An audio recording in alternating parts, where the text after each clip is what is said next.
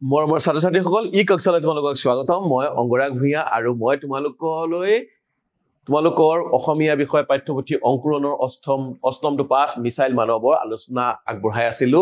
আৰু এই আলোচনাটিৰ এয়া অন্তিমটো ভাগ এতিয়া আমি অৱশিষ্ট যিখিনি প্ৰশ্ন আছে যিখিনি ক্ৰিয়াকলাপ আছে সেইখিনি কৰিবলৈ চাম এটো ব্যৱহাৰিক ব্যাকৰণ তোমালোকে ষষ্ঠ শ্ৰেণীত নট্যবিধি পঢ়িছা নহয় কেনেকৈ মূৰ্ধন্য ন হয় কিন্তু পাইছা নহয় যেনে গৱেষণা বাৰণ আদি শব্দ এটো হ পিছত আছে এটো ৰ পিছত আছে এই কিন্তু এই পাঠটো দেখি কেইটামান শব্দ আছে যেনে প্ৰক্ষেপণ উৎক্ষেপণ ৰূপায়ণ এইবোৰ শব্দ এইবোৰ মন কৰিবা আগতে প্ৰায় নিয়ম মতে এই শব্দ কেইটাৰ মূৰ্ধন্য নৰ আগত ৰি ৰ খ নাই আকৌ উৎক্ষেপণ আগত ৰি ৰ খ আছে জানো পহে আছে অন্তাশয়হে আছে নহয় জানো এইবোৰ ৰি ৰ খ নাই এই ক্ষেত্ৰত আন এটা নট্যবিধি অন্য এটা নিয়ম ইয়াত আমি পাইছো বা অন্য এটা নিয়ম আমি মন কৰিব লাগিব সেইটো হৈছে ৰি ৰ খ আৰু নৰ মাজত যদি কোনো স্বৰবৰ্ণ বা ক খ গ ঘ স্বৰবৰ্ণৰ এগিটা যদি স্বৰবৰ্ণ থাকে নহলে ক বৰ্গ মানে ক পৰা ঙ লৈ আৰু প বৰ্গ প ফ ব ভ ম ঠিক আছে বা অন্তাক্ষয় ৱ হ য় এগিটা যদি থাকে বা অনুস্বাৰ থাকে তেতিয়াও কিন্তু দন্তীয় ন গুছি মূৰ্ধন্য ন হয় গৈ ঠিক আছে প্ৰক্ষেপণ যেনেকুৱা প্ৰক্ষেপণ ঠিক আছে এটো ৰি ৰ খ আছে নহয় ৰ এটো ক্ষ আছে তাৰ পিছত এটো আছে প বৰ্ণৰ শব্দ আছে গতিকে প্ৰক্ষেপণত এটো মূৰ্ধন্য ন হ'ব ঠিক আছে কৈছে যে ইয়াত নৰ আগত প বৰ্ণ থকাৰ কাৰণে মূৰ্ধন্য ন হৈছে ৰাৱণ ইয়াত ৰ আছে কিন্তু এটো নহয় এটো আকৌ ও আছে নহয় ও থকাৰ কাৰণে এটো মূৰ্ধন্য ন হৈছে কাৰণ এনেকুৱা আছে ৰ পিছত কিন্তু যদি আমাৰ বেলেগ যদি আখৰ থাকিলে এতেন ধৰি লওক জ থাকিলে জ আছে ৰা এটো যদি বৰ্গীয় থাকিলে ৰাজন তেতিয়া কিন্তু মূৰ্ধন্য ন নহয় কিন্তু এফালে চাবা ৰা ও আছে ৰ পিছত ও আছে তেতিয়া কিন্তু মূৰ্ধন্য ন হ'ব ইয়াত আমাক কৈছে নহয় ৰি ৰ খ পিছত যদি এইকেইটা বৰ্ণ থাকে জ ও হ এইকেইটা থাকে তেতিয়া দন্তীয় নটো মূৰ্ধন্য ন হ'ব ইয়াত ৰ আৰু নৰ মাজত ও আছে ও থকাৰ কাৰণে কি মূৰ্ধন্য ন হৈছে ঠিক আছে কিন্তু ৰি ৰ খ আৰু নৰ মাজত অন্য বৰ্ণ থাকিলে দন্তীয় নটো মূৰ্ধন্য ন নহয় মূৰ্ধন্য ন নহয় যেনে ৰুদন ৰাজন যেনেকৈ কৈছিল এনেকা চোৱা ৰুদন ৰ আছে কিন্তু মাজত দ বৰ্গ এটো দ বৰ্গ আছে কাৰণে এটো দন্তীয় ন মূৰ্ধন্য ন নহয় ৰঞ্জন এই ন আছে জ আছে কিন্তু সেইকাৰণে নট নহয় সৃজন বৰ্গীয় জ আছে গতিকে দন্তীয় নটো মূৰ্ধন্য ন নহয় আৰু এইখিনিতে কৈ থৈছো সংস্কৃতত জ আৰু য় কি আমাৰ অসমীয়াতহে বেলেগ অসমীয়াত জ আছে কিন্তু সংস্কৃতত জটো য় বুলিয়েই উচ্চাৰণ হয় আমি যেনেকুৱা যোগ বুলি কওঁ তেওঁলোকে কয় যোগ মনত থাকিব নহয় এতিয়া ইয়াত চোৱা পাঠৰ পৰা উল্লেখ কৰা শব্দবোৰত কি বিধিমতে ন আৰু ক্ষ ব্যৱহাৰ হৈছে লিখা প্ৰাণত কি হৈছে ৰ পিছত আছে প ৰ পিছত থকাৰ কাৰণে ইয়াত ৰ পিছত থকাৰ কাৰণে দন্তীয় নটো মূৰ্ধন্য ন হৈছে ভূষণ আমি পাইছো নহয় ৰি ৰ খ এটো পাইছো নহয় ৰি ৰ খ ইয়াৰ পিছত থকা নবোৰ মূৰ্ধন্য ন হয় এটা ৰ আছে প্ৰাণৰ ৰ আছে নহয় গতিকে ই মূৰ্ধন্য ন হৈছে ভূষণ খ আছে গতিকে মূৰ্ধন্য ন হৈছে ৰোহিণী এটো ৰৰ পিছত হ আছে সেই কাৰণে ইয়াত হৈছে ন ঠিক আছে ঠিক তেনেকৈ বিচক্ষণত ক্ষ পিছত আমাৰ ন থাকে উৎক্ষেপণ এই ক্ষ পিছত এটো প বৰ্গ আছে কাৰণে এটো ন হৈছে ঠিক তেনেকৈ অভ্যন্তৰীণ এটো ত বৰ্গ আছে হয়নে এটো ত বৰ্গ আছে নাই অভ্যন্তৰীণ ত আছে তাৰ পিছত ৰ আছে ৰি ৰ খ আছে নহয় ৰি ৰ খ থাকিলে তাৰ পিছত থকা নটো ৰ হয় পাইছা নহয় ৰি ৰ খৰ পিছত থকা নটো মূৰ্ধন্য ন হয় এতিয়া অভ্যন্তৰীণ ৰ আছে তাৰ পিছত মূৰ্ধন্য ন হৈছে বুজি পাইছা নহয় নিয়ম কি তেনেকৈ ক'ব লাগিব অভ্যন্তৰীণ কিয় হৈছে কাৰণ ৰি ৰ খৰ পিছত আমি পাইছো থকা নটো মূৰ্ধন্য ন হয় গতিকে এটো মূৰ্ধন্য ন হৈছে এনেকৈ তোমাক লিখিবা এতিয়া চাবা নট্যবিধিৰ নিয়ম খটুৱাই তলৰ শব্দবোৰ খালি ঠাই ন বা নৰে পূৰণ কৰা এতিয়া ৰ আছে আমি পাইছো ৰি ৰ খৰ পিছত মূৰ্ধন্য নহয় গতিকে ইয়াত বহিব কি ইয়াত আমি বহাব লাগিব মূৰ্ধন্য ন ৰণ শ্ৰৱণ এটো বোৱা আছে ৰ ও আছে এটোত আমাৰ ন হ'ব শ্ৰৱণ ৰাৱণ ৰ পিছত ও আছে গতিকে ইয়াতো আমাৰ ন হ'ব কিন্তু ধৰ পিছত আমাৰ কোনো কথা নাই ধৰ পিছত দন্তীয় নয়ে হ'ব কৃপণ ৰি পিছত আকৌ প বৰ্গ আছে গতিকে মূৰ্ধন্য ন বিভীষণ ৰি ৰ খৰ পিছত থকা ন মূৰ্ধন্য নহয় গতিকে মূৰ্ধন্য ন হ'ল তৃণ ত পিছত ৰ আছে বা ৰি আছে গতিকে ৰি পিছত থকা এইটো হ'ব মূৰ্ধন্য ন কিন্তু থৰ পিছত একো নিয়ম নাই গতিকে দন্ত্য নিয় হ'ব ৰামায়ণ এইটো য় আছে গতিকে দন্ত্য নয় হ'ব বজন ন হ'ব ৰঞ্জন দন্ত্য ন হ'ব কীৰ্তন ৰ পিছত এইটো ত বৰ্গ আছে নহয় জানো ত বৰ্গ আছে নহয় গতিকে এইটো মূৰ্ধন্য ন হ'ব ঠিক আছে তোমালোকে পাইছা বুজি পাইছা নহয় নিশ্চয় তোমালোকে পাৰিবা নহয় জানো গতিকে আমি পৰৱৰ্তী প্ৰশ্নটোলৈ যাওঁ তলত দিয়া শব্দবোৰৰ বিপৰীত অৰ্থ প্ৰকাশ কৰা বা শব্দ লিখা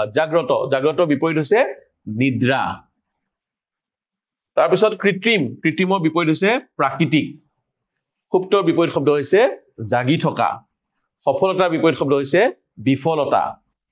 উৎসাহৰ বিপৰীত শব্দ হৈছে নিৰুৎসাহ অক্ষমৰ বিপৰীত শব্দ হৈছে সক্ষম এইকেইটা তোমালোকে নিশ্চয় কৰিব পাৰিবা মই ইয়াত কৰিয়েই দিছো নহয়নে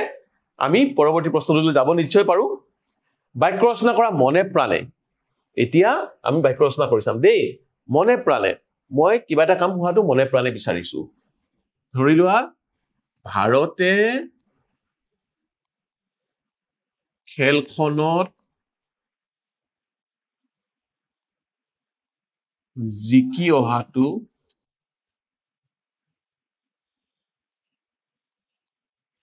মই মনে প্ৰাণে বিচাৰিছো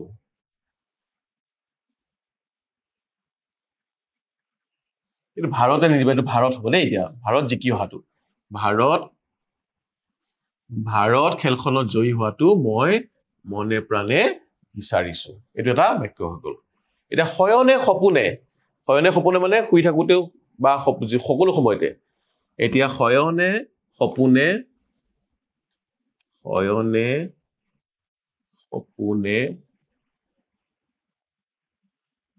মাধৱে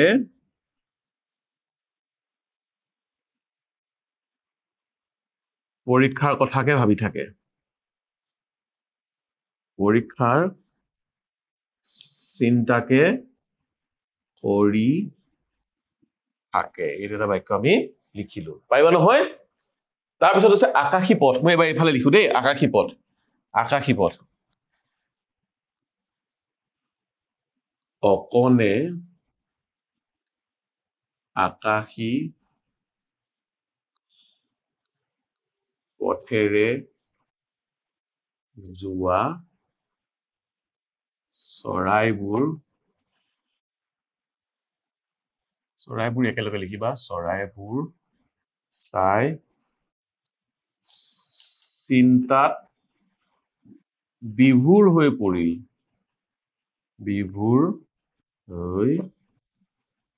ইয়াতো অকণে নালাগে দেই এইখিনি আমি এখন খলাই দিওঁ অকণে পিছলৈ লৈ যাম আকাশী পথেৰে যোৱা চৰাইবোৰ চাই অকণ চিন্তাত বিভোৰ হৈ পৰিল এনেকে লিখিম আমি কি লিখিম আকাশী পথেৰে যোৱা চৰাইবোৰ চাই অকণ চিন্তাত বিভোৰ হৈ পৰিল অকলে চিন্তাত বিভোৰ হৈ পৰিল বুলি ক'ব নোৱাৰি আমি কম অকণ চিন্তাত বিভোৰ হৈ পৰিল গতিকে আকাশী পথেৰে তলত চিন্তা দিব লাগিব আকাশী পথেৰে যোৱা চৰাইবোৰ চাই অকণ চিন্তাত বিভোৰ হৈ পৰিল এতিয়া অদম্য ইচ্ছা যাক দমাব নোৱাৰি যে আমি লিখিম অদম্য ইচ্ছা কি হ'ব তেওঁৰ এইটো অদম্য ইচ্ছা আছিল যে তেওঁ এজন বিজ্ঞানী হ'ব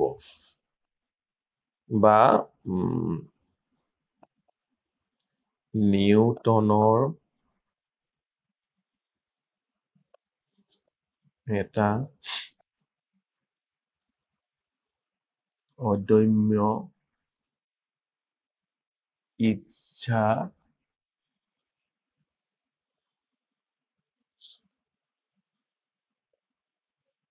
আছিল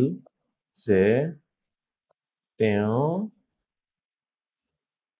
প্ৰশ্নটোৰ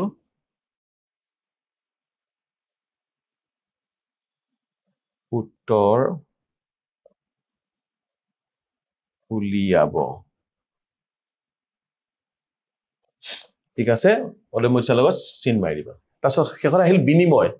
এতিয়া বিনিময় যদি লিখিবলৈ হয় তোমালোকে এইটো লিখিবা যে জাগিৰোডত বিনিময় প্ৰথাৰ এখন মেলা বহে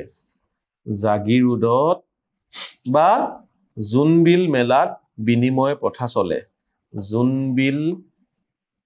মেলাত বিনিময় প্ৰথাৰে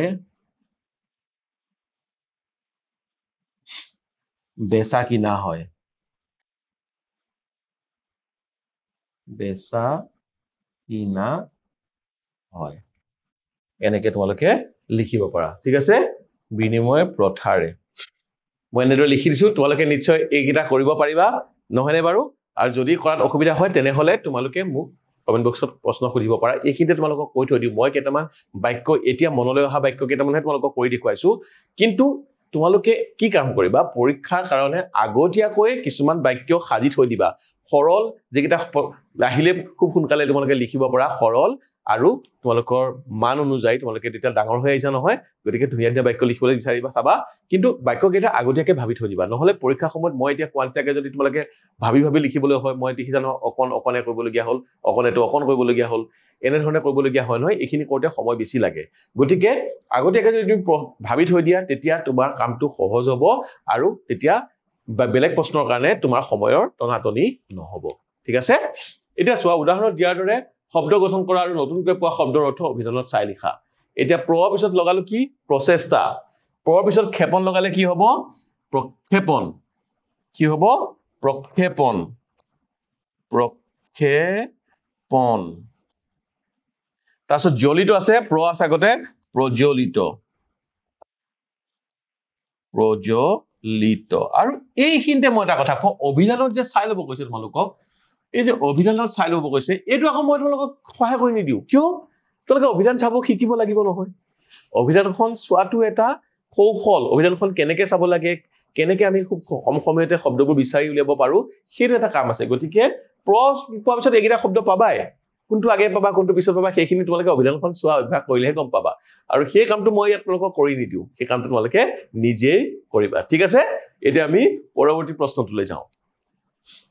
একে ধৰণে উৎক্ষেপণ উৎটো লাগিল ক্ষেপণ আহিল আমি কি লিখিব লাগিব ইয়াত উৎক্ষেপণ উৎক্ষেপণ উৎ আছে পীড়ন আহিল লগ লাগি কি হ'ব উৎপীড়ন মোৰ কওঁ লাগি আছে কিন্তু তোমালোকে আকৌ অভিধানখন চাবলৈ কৈছে ন তোমালোকক গতিকে অভিধানখন চাই তোমালোকে কৰিবা উৎসাহ উৎসাহ মানেও কওঁটো লাগি আছে কিন্তু তোমালোকেও হয়তো জানা কিন্তু অভিধানতনো কি বুলি লিখা আছে সেইটো তোমালোকে এবাৰ পঢ়ি চাবা ঠিক আছে এইকেইটা প্ৰশ্ন মই খালি ঠাইকেইটা পূৰণ কৰি দেখুৱালো কিন্তু যিটো অভিধান চোৱাৰ যিটো কৌশল সেই কৌশলটো তোমালোকে আয়ত্ত কৰিবই লাগিব গতিকে অভিধানখন চোৱাৰ অভ্যাস কৰিবা এতিয়া আমি পৰৱৰ্তী প্ৰশ্নলৈ যাওঁ জ্ঞান সম্প্ৰসাৰণ আছে কল্পনা চাওলাৰ বিষয় আছে তেওঁক চিনি পোৱা নহয় এয়া কল্পনা চাওলা 1962 চনত তেওঁ জন্ম হৈছিল 2003 চনত তেখেতৰ মৃত্যু হৈছিল কল্পনা চাওলা এগৰাকী ভাৰতীয় মূলৰ আমেৰিকাবাসী মহাকাশ অভিযন্তা আছিল তেওঁ ভাৰতীয় মূলৰ প্ৰথমগৰাকী মহিলা মহাকাশচাৰী আছিল ভাৰতীয় মূলৰ প্ৰথম মহিলা মহাকাশচাৰী পুৰুষ মহাকাশচাৰী আছে কিন্তু প্ৰথম মহিলা মহাকাশচাৰী তেওঁই কল্পনা চাওলা ঠিক আছে 1997 চনত চাওলাই প্ৰথমবাৰৰ বাবে অভিযান বিশেষজ্ঞ আৰু মূল ৰবটিক আৰ্ম অপাৰেটৰ হিচাপে মহাকাশৰ কলম্বিয়া যাত্ৰীৰূপে মহাকাশলৈ উৰা মাৰিছিল কলম্বিয়া নামৰ এখন মহাকাশ যানেৰে তেওঁলোকে আকাশলৈ উৰা মাৰিছিল 2003 চনত দ্বিতীয়বাৰ মহাকাশ অভিযানলৈ গৈ উভতি আহোঁতে কলম্বিয়া মহাকাশযান পৃথিৱীৰ বায়ুমণ্ডলত প্ৰৱেশ কৰাৰ মুহূৰ্ততে ধ্বংস হয় গৈ পেলাই যেতিয়া ঘূৰি আহিছিল পৃথিৱীৰ বায়ুমণ্ডলত সোমাওঁতে তেওঁলোকৰ মহাকাশখন যানখন ধ্বংস হৈ যায় সেই দুৰ্ঘটনাত যানখনৰ 6 গৰাকী সহযাত্ৰী মহাকাশচাৰীৰ সৈতে কল্পনা চাওলাৰ মৃত্যু হয় 6 গৰাকী লগত গৈছিল সেই তেওঁলোকৰ সৈতে কল্পনা চাওলাৰ সেই দুৰ্ঘটনাটোতে মৃত্যু ঘটে 2003 চনত প্ৰয়াত কল্পনা চাওলাক ভাৰতৰ ৰাষ্ট্ৰীয় বীৰাংগনা ৰূপে নেশ্যনেল হিৰো হিচাপে স্বীকৃতি দিয়া হৈছে তদুপৰি পৃথিৱীৰ ভালেমান দেশৰ বিশ্ববিদ্যালয় আৰু অন্যান্য প্ৰতিষ্ঠানে মৰণোত্তৰ ভাই অৰ্থাৎ মৰণৰ পিছত তেওঁক সন্মান যাচিছে ইউৰি গেগাৰিন ইউৰি গাগাৰিন বুলি ক'ব পাৰা বিশ্বৰ তেওঁ প্ৰথম মহাকাশচাৰী প্ৰথম মহাকাশলৈ যোৱা প্ৰথমজন লোক হৈছে ইউৰি গাগাৰিন ভেলেন্টিনা টেৰেস্কোভা বিশ্বৰ প্ৰথম মহিলা মহাকাশচাৰী পুৰুষৰ ভিতৰত বা গোটেই মানৱ জাতিৰ ভিতৰত ইউৰি গাগাৰিন প্ৰথম গৈছিল কিন্তু ভেলেন্টিনা টেৰেস্কোভা হৈছে মহিলা যি প্ৰথম মহিলা হিচাপে প্ৰথম মহিলা যি মহাকাশলৈ গৈছিল আৰু কল্পনা চাওলা প্ৰথম ভাৰতীয় মূলৰ মহিলা যি মহাকাশলৈ গৈছিল ৰাকেশ শৰ্মা আৰু প্ৰথম ভাৰতীয় মহাকাশচাৰী ভাৰতৰ পৰা যোৱা প্ৰথমজন মহাকাশচাৰীৰ নাম হৈছে ৰাকেশ শৰ্মা বা আমি অসমীয়াত ক'লে ৰাকেশ শৰ্মা বুলি কওঁ কিন্তু তেওঁলোকে কওঁতে ৰাকেশ বুলিয়ে কয় তোমালোকে এইটো ৰাকেশ বুলি ক'বা ৰাকেশ শৰ্মা ঠিক আছে আৰু এইকেইটা নাম তোমালোকে মনত ৰাখিবা এইটো কাৰণে প্ৰতিযোগিতামূলক পৰীক্ষা জবা তোমালোকে ডাঙৰ হ'লে যদি পৰীক্ষা আহে এইবোৰ প্ৰশ্ন সোধে এই প্ৰশ্নবোৰ তোমালোকে মনত ৰখাটো খুব প্ৰয়োজনীয় কোন প্ৰথম আছিল ভাৰতীয় মূলৰ প্ৰথম মহিলা মহাকাশচাৰী আছিল কল্পনা চাওলা ভাৰতৰ প্ৰথম মহাকাশচাৰী হ'ল ৰাকেশ শৰ্মা আৰু মহাকাশলৈ যোৱা প্ৰথমজন ব্যক্তি হ'ল ইউৰি গাগাৰিন মহাকাশলৈ যোৱা প্ৰথমগৰাকী মহিলা ব্যক্তি হ'ল ভেলেন্টিনা তেৰেস্কোভা এনেদৰে মনত তোমালোকে ৰাখি থৈ দিবা ঠিক আছে আব্দুল কালামৰ পিতৃ মাতৃ আৰু শিক্ষকসকলৰ আদৰ্শ নায়ক তোমাৰ আদৰ্শ নায়ক কোন এতিয়া এইখিনিতে তুমি এটা কথা ভাবি চাব লাগিব যে আব্দুল কালামৰ কাৰণে তেওঁৰ নায়ক আছিল পিতৃ মাতৃ আৰু শিক্ষকসকল তোমাৰ নায়কনো কোন তুমি কাৰ দৰে হ'ব বিচাৰা কাক তুমি ভাল পোৱা কাক তুমি মানুহ হিচাপে তুমি সকলোকে বেছি ভাল পোৱা বা কোনজন তোমাৰ আদৰ্শ মানুহ কোনজন মানুহৰ তোমাৰ কাম কাজবোৰ বেছি ভাল লাগে সকলোকে বেছি ভাল লাগে তুমি কাৰ দৰে হ'ব বিচাৰা সেই কথাটো তুমি এবাৰ নিজকে প্ৰশ্ন কৰিছা আৰু পাৰিলে লগৰবোৰক ক'বা আৰু যদি সম্ভৱ তেনেহলে তোমালোকে লিখিও ৰাখিবা বায়ুমণ্ডলত উৰা ছবিকেইখনলৈ চোৱা আৰু সেইবোৰৰ বিষয়ে দলত আলোচনা কৰি কোৱা আৰু লিখা এইটো দলত আলোচনা কৰিবলৈ কৈছে এইখন দেখিছা নহয় এইখন কি বাৰু এইখন নাম জানা নহয় তোমালোকে এখন চিলা হয় এখন গ্লাইডাৰ হয় ঠিক আছে এইটো কি এই দেখিছা নহয় এইটো হট এয়াৰ বেলুন বুলি কয় আমাৰ অসমীয়াত ফানুচ কয় আৰু এইটো এটা বেলুনে হয় এইবোৰ যে উৰুৱাই দিয়ে এইবোৰৰ বিষয়ে তোমালোকে আলোচনা কৰিবা দলত আলোচনা কৰিবা কোনবোৰ কেনেকৈ উৰুৱাই কি কৰে সেইবোৰ বিষয়ে আলোচনা কৰিবা আৰু সেইবোৰৰ বিষয়ে ক'বা আৰু লিখিব লাগিব ক'বা আৰু লিখিবা ঠিক আছে এতিয়া আমি আমাৰ শেষৰটো প্ৰশ্নলৈ যাওঁ তোমালোকে ব্যৱহাৰ কৰা ঘড়ী কলম ফেন ৰেডিঅ' দূৰদৰ্শন ৰেলগাড়ী উৰাজাহাজ আদি সামগ্ৰী আৱিষ্কাৰৰ তথ্য সংগ্ৰহ কৰি তলত তালিকাত লিখা এতিয়া ধৰি লোৱা ঘড়ী কোনে আৱিষ্কাৰ কৰিছিল বাৰু সেইটো জানানে সেইটো তোমালোকে ইয়াত লিখিব লাগিব নামবোৰ উলিয়াই ল'বা তোমালোকে ক'ৰ পৰা উলিয়াবা তাৰ কাৰণে তোমালোকে ইণ্টাৰনেট ব্যৱহাৰ কৰিব পাৰা তাৰ কাৰণে তোমালোকে শিক্ষকসকলৰ সহায় ল'ব পাৰা তাৰ কাৰণে তোমালোকে অভিভাৱকৰ সহায় ল'বা ঘড়ী কলম কোনে আৱিষ্কাৰ কৰিছিল ফেন কোনে আৱিষ্কাৰ কৰিছিল ৰেডিঅ' কোনে আৱিষ্কাৰ কৰিছিল ইয়াত বস্তুকেইটাৰ নাম লিখিবা ইয়াত কোনে আৱিষ্কাৰ কৰিছিল সেই নামটো লিখিবা আৰু ইয়াত কিমান চনত আৱিষ্কাৰ কৰিছিল সেইটো লিখিবা আৰু পৰাপক্ষত এইকেইটা নাম মুখস্থ কৰি ৰাখিবা কাৰণ মই আকৌ কৈছো যদি ডাঙৰ হলে তোমালোকে আৰু বহুত কথা জানিব লাগিব এইবোৰ কথা কিন্তু মুখস্থ কৰা বাহিৰে উপায় আৰু নাই আৰু এইকেইটা কথা আমি জানিবলগীয়া কথা আমাৰ মুখৰ আগত থাকিব লাগে গতিকে তোমালোকে এইকেইটা কথা মনত ৰাখি থৈ দিবা যি কি নহওক মৰমৰ ছাত্ৰ ছাত্ৰীসকল এই পাঠত সন্নিৱিষ্ট হোৱা আটাইবোৰ প্ৰশ্ন উত্তৰ আৰু অনুশীলনী আমি এইখিনিতে আলোচনা কৰি শেষ কৰিলো পৰৱৰ্তী পাঠত তোমালোকৰ সৈতে পুনৰ লগ হ'ম তেতিয়ালৈকে তোমালোকে মোক বিদায় দিয়া ধন্যবাদ